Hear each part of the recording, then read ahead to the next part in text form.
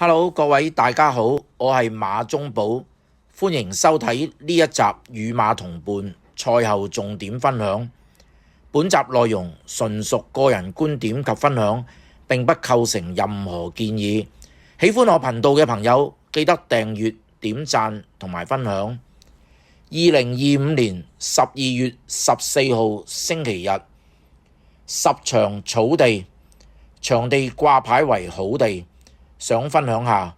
場次254，四班1004米，1號馬安都孭132磅，12檔起步，直路跟馬尾跑，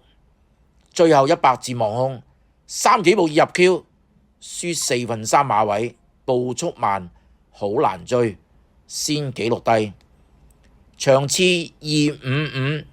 三班1002米，1號馬線路滿貫，孭135磅，7檔起步，出閘後捉落尾跑，彎前而出，揈到最外入直路，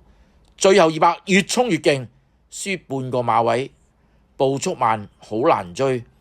先紀錄低。場次263，二班1004米，3號馬健康愉快，孭128磅，5檔起步，出閘包尾，沿途3碟，最後200越衝越勁，成堆馬過終點，距離4分3馬位之內，以追勢係最勁，可惜步速慢，好難追，先紀錄低。好啦，我馬中寶繼續透過賽事影片揾備忘馬俾大家，記得訂閱、點讚同埋分享，下次見。